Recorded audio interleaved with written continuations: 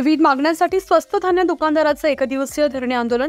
All India fair price shop dealer federation, नवी दिल्ली आणि महाराष्ट्र स्वस्त धान्य दुकानदार यांच्या संयुक्त विविध मागण्यांसाठी दिनांक 1 जानेवारीपासून बेमुदत ई-पॉस मिश्रण बंद चालू आहे। या आंदोलनाच्या समर्थनार्थ आज 8 जानेवारी रोजी कळमनुरी तहसील कार्यालयासमोर स्वस्त धान्य दुकानदार संघटनेच्या वतीनं एकदिवसीय धरणे आंदोलन करण्यात आले। 8 जनवरी बरोरी सोमवार आज आम्ही स्वस्त धान्य दुकानदार तालुका कळमनुरी संघटनातर्फे आम्ही आंदोलन करत आहोत। याच्या पुढे बी आम्ही आंदोलन करत राहिलो आणि नागपूर स्टेशनमध्ये बी आमचं आंदोलन चालू होता। आंदोलन नागपूरमध्ये स्टेशनमध्ये आम्ही आंदोलन केलं। सर्व महाराष्ट्राचे राशन दुकानदार फिरे शॉप सर्व दुकानदारांना आंदोलन केलेलं होतं, परंतु शासनाने आमची जो आहे मागण्या कोणतीही जो आहे स्वीकार केली नाही।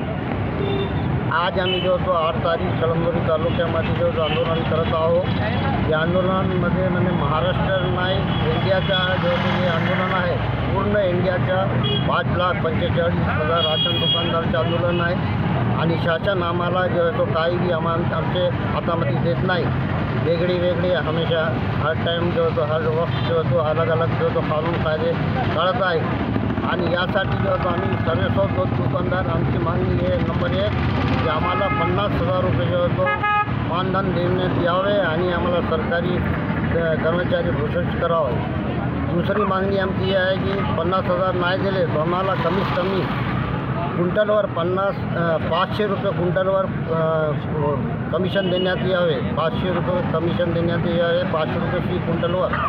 आणि तिसरा नंबर एक आहे की आमचे जो तो पहिले लाभार्थी शेतकरी बनवून राशन दुकानावर माल भेटत होता, हे सरकारनं जो तर शेतकऱ्याला माल बंद करून त्याच्या खात्यामध्ये जो तो पैसे जमा करायला लागले। शेतकऱ्याची परिस्थिती अशी आहे की कळमनुरी तालुक्यामध्ये काहीच राहिलेलं नाही।